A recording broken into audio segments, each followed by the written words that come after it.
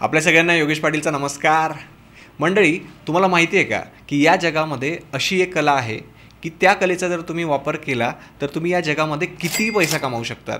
तसेच तुम्ही नोकरी, राजकारण किंवा बिझनेस कोणत्याही क्षेत्रामध्ये सक्सेसफुल होऊ शकतात. आणि ती कला जर तुम्ही चांगल्या पद्धतीने अंगीकारली तर लोक स्वतःहून तुमच्या प्रेमात पडतील.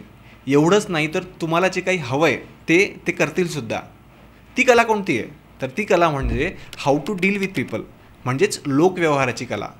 आणि जर तुम्हाला ही कला शिकायची असेल तर मी तुम्हाला या जगातील सगळ्यात बेस्ट पुस्तक रेकमेंड करणार आहे. आणि ते पुस्तक म्हणजे डेल कार्नेगी यांनी लिहिलेलं how to win friends and influence people. या पुस्तकाला अजिबात हलक्यात घेऊ नका. आयुष्यामध्ये एकदा तरी हे पुस्तक नक्की वाचा.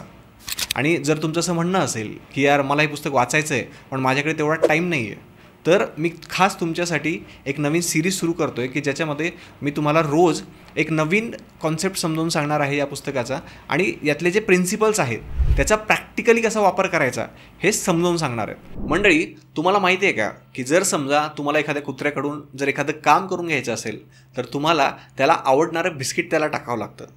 त्याचप्रमाणे जर तुम्हाला समजा एखादा मासा पकडायचा असेल तर तुम्हाला त्या मासाच्या गळ्याला लागायसाठीही काहीतरी टाकावं लागतं. आणि हाच आपला how to win friends and influence people या पुस्तकातील पहिला महत्त्वाचा प्रिन्सिपल आहे की give people what they want, म्हणजे लोकांना ते द्या जे त्यांना हवं आहे. कारण मंडळी, जर समजा तुम्हाला एखाद्या माणसाकडून एखादं काम करून घ्यायचं असेल आणि तुम्ही त्याचं कितीही डोकं खाल्लं आणि तो जर ऐकत नसेल तर लक्षात ठेवा की तुमची अप्रोच करण्याची पद्धत चुकीची आहे. कारण लोकांना याने काहीच फरक पडत नाही की तुम्हाला काय हवं आहे. लोकांना फक्त हे महत्त्वाचं असतं की त्यात त्यांचा काय फायदा आहे.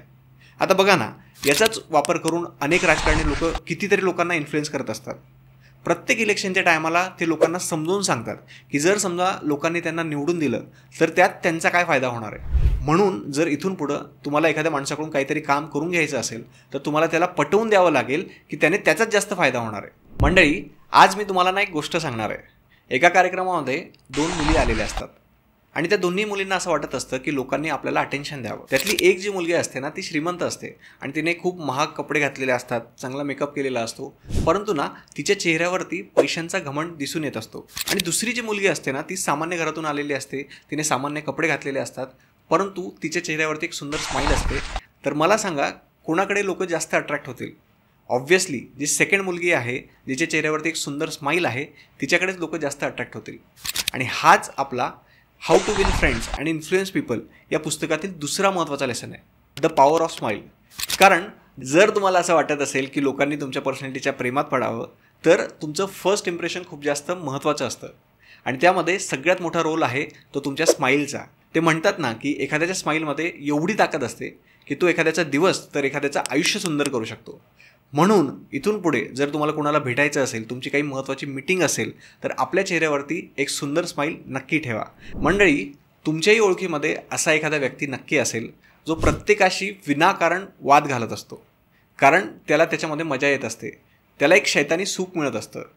म्हणून अशा व्यक्तीसोबत कधीही वाद घालू नका, कारण तुम्ही त्याच्यासोबत कधीही जिंकू शकत नाही. जर तुम्ही त्या व्यक्तीसोबत वाद घातला तर लक्षात ठेवा की तुम्ही स्वतःला मूर्ख बनवत आहात. म्हणून जर तुम्हाला त्या व्यक्तीसमोर जिंकायचं असेल तर एकच पर्याय आहे की त्याच्याशी वाद घालू नका, त्याला अवॉइड करा. आणि हाच आपला how to win friends and influence people या पुस्तकातील तिसरा महत्त्वाचा लेसन आहे की the only way to win an argument is to avoid it. आणि जर समजा एखादी वेळेस तुमच्या जवळच्या व्यक्तीसोबत जर तुमचा एखादा वाद झाला तर त्या वादामध्ये भांडत बसू नका.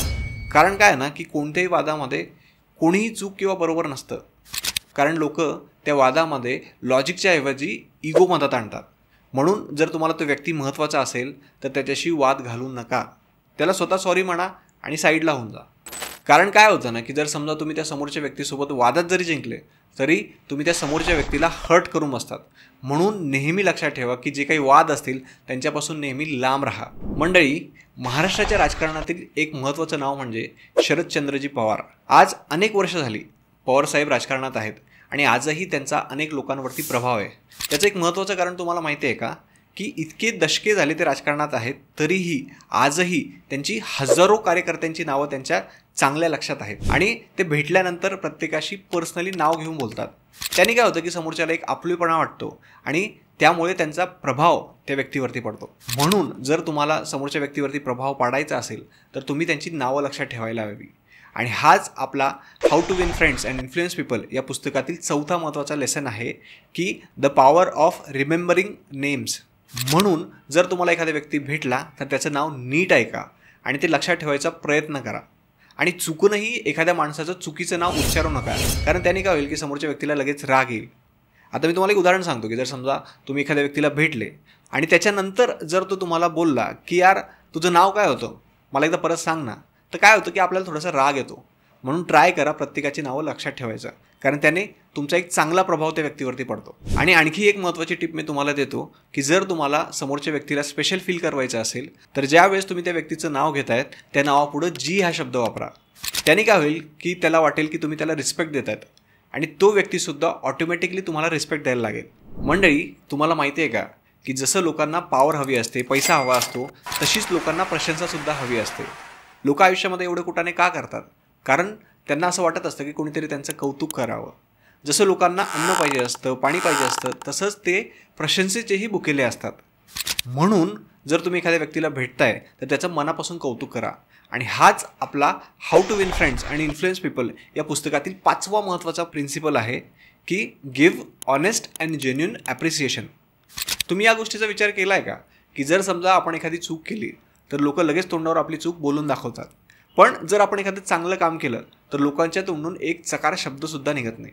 अनेक रिलेशन्स तर याच्यामुळेच खराब होतात, कारण आपण समोरच्या व्यक्तीला फॉर ग्रांटेड धरतो. त्याने केलेल्या कामाची आपण किंमत करत नाही आणि कौतुक करत नाहीत.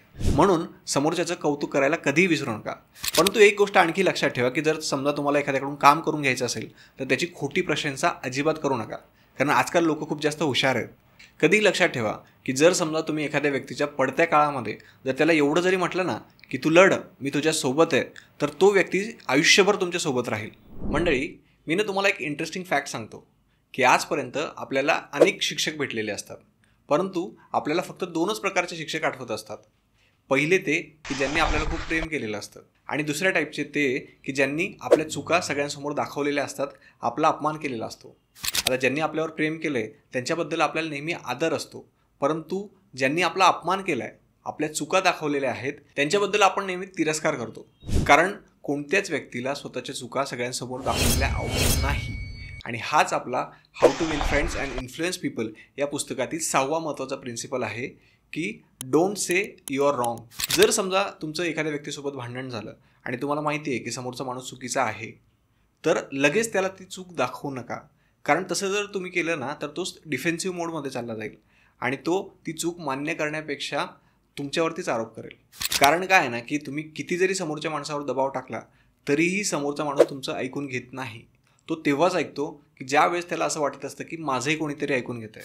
म्हणून लक्षात ठेवा की कधीही समोरच्या माणसाला त्याची चुका लगेच दाखवू नका, शांततेत त्या नीट समजून सांगा. मंडळी, शाहरुख खानचं नाव तर तुम्ही ऐकलंच असेल. शाहरुख खानला ना आणखी एक नाव आहे, ते म्हणजे काय की किंग खान. आता लोक त्याला किंग खान का म्हणतात? कारण अनेक सेलिब्रिटीजचं असं म्हणणं आहे की तो खरंच किंग आहे. ज्या वेळेस एखादा व्यक्ती त्याच्यासोबत असतो ना तर तो त्याच्याशी खूप प्रेमाने वागतो, त्याला खूप महत्त्व देतो आणि त्याच्यामध्ये इंटरेस्ट दाखवतो. त्याच्यामुळे काय होतं की लोकांना तो एका राजासारखा वाटतो. आणि हाच आपल्या how to win friends and influence people या पुस्तकातील 7वा महत्त्वाचा प्रिन्सिपल आहे की शो जेन्युइन इंटरेस्ट. ज्यावेळेस तुम्ही एखाद्या व्यक्तीला भेटता ना त्यावेळेस तुम्ही कसे कपडे घालतात याच्यापेक्षा जास्त महत्त्वाचं आहे की तुम्ही त्या व्यक्तीसोबत कसे वागतात, त्याच्यामध्ये किती इंटरेस्ट दाखवतात. कारण जर तुम्ही खरंच समोरच्यामध्ये इंटरेस्ट दाखवला ना तर तुम्ही 2च महिन्यामध्ये एवढे मित्र बनवू शकतात की जे तुम्ही 2 वर्षात सुद्धा बनवू शकत नाहीत. कारण ज्यावेळेस तुम्ही समोरच्यामध्ये इंटरेस्ट दाखवतात त्यावेळेस त्याला असं वाटतं की तुम्हाला त्याची किंमत आहे आणि तुम्ही त्या व्यक्तीमध्ये खरंच जेन्युइनली इंटरेस्टेड आहात. आणि म्हणूनच याच गोष्टीसाठी तो व्यक्ती तुम्हाला गर्दीतही शोधायला येईल. मंडळी, विचार करा की जर समजा आपल्याकडून एखादी चूक झाली तर आपण काय करतो? नॉर्मली लोक काय करतात ना की जी झालेली चूक आहे ती मान्य तर करतच नाही, उलट समोरच्याशी डोकं लावतात, वाद करतात. याने काय होतं माहिती आहे का की जो समोरचा माणूस आहे त्याच्या मनामध्ये तुमची जी रिस्पेक्ट आहे ती कमी होऊन जाते.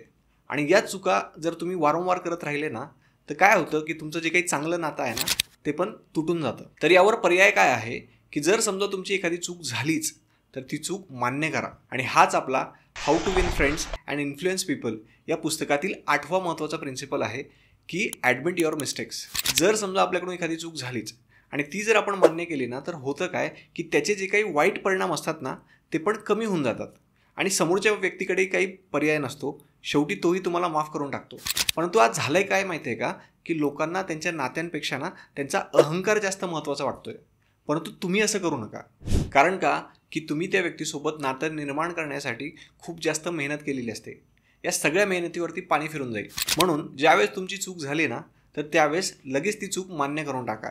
याने काय होईल माहिती आहे का, की तुम्ही समोरच्या व्यक्तीला जास्त जेन्युइन वाटाल आणि तुमचं जे काही नातं आहे ना, ते आणखी घट्ट होऊन जाईल. मंडळी, तुमच्याही ग्रुपमध्ये कदाचित असा एखादा व्यक्ती असेल की जो नेहमी स्वतःच्या बढाया सांगत असतो. त्याला असं वाटत असतं की मी स्वतःच्या बढाया सांगून लोकांना इम्प्रेस करतोय. परंतु खरं जर पाहिलं तर लोक अशा व्यक्तीपासून लांब पळत असतात. आणि दुसरा असा एखादा व्यक्ती असतो की बाकीच्या लोकांना जर स्वतःच्या मनातलं काहीतरी सांगायचं असेल तर लोक स्वतःहून त्या व्यक्तीला शोधत असतात. कारण का की तो समोरच्याचं नीट ऐकून घेतो. आणि हाच आपल्या how to win friends and influence people या पुस्तकातील 9वा सगळ्यात महत्त्वाचा प्रिन्सिपल आहे की बिकम अ गुड लिसनर. आता समजा मी जर तुम्हाला एखादा तुमचा ग्रुप फोटो दिला तर मला सांगा, सगळ्यात आधी तुम्ही कोणाला शोधाल? ऑब्व्हियसली सगळ्यात आधी तुम्ही स्वतःचा फोटो शोधाल.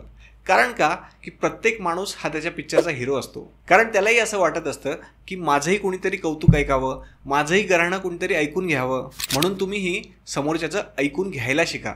कारण एक चांगलं कन्व्हर्सेशन तेच असतं की ज्याच्यामध्ये 15% तुम्ही बोलताय आणि 85% तुम्ही समोरच्याला बोलू देताय. ही एवढी एक गोष्ट जरी तुम्ही व्यवस्थित इम्प्लिमेंट केली ना, तर आयुष्यात तुम्ही किती मित्र कमवू शकतात आणि किती लोकांना इन्फ्लुएन्स करू शकतात. तर मंडळी, अशा पद्धतीने आपण how to win friends and influence people या पुस्तकाची 9 एपिसोडची सिरीज संपवलेली आहे. ही सिरीज तुम्हाला कशी वाटली हे आम्हाला कमेंट करून नक्की सांगा. आणि पुढची सिरीज तुम्हाला कुठल्या पुस्तकावरती हवी आहे हे पण कमेंट करून सांगा. आणि जर अजूनही तुम्ही हा व्हिडिओ पाहत असाल तर ऑब्व्हियसली तुम्हाला हा व्हिडिओ आवडलेला आहे, म्हणून आत्ताच या व्हिडिओला नक्की लाईक करा. खरं तर ॲज अ कॉन्टेंट क्रिएटर म्हणून आपल्या श्रीमंत स्टुडिओ या यूट्यूब चॅनलवरचा हा माझा पहिला एपिसोड होता. तर हा एपिसोड तुम्हाला कसा वाटला हे आम्हाला कमेंट्स करून नक्की सांगा. आणि जे काही तुमचे जवळचे व्यक्ती असतील त्या प्रत्येकासोबत हा व्हिडिओ नक्की शेअर करा. आणि सगळ्यात शेवटी आपल्या श्रीमंत स्टुडिओ या यूट्यूब चॅनलला आत्ताच सबस्क्राईब करून ठेवा. कारण ही तर खरी सुरुवात आहे. अजून तर कितीतरी भारी कॉन्टेंट आपण या चॅनलवरती अपलोड करणार आहोत. थँक्यू.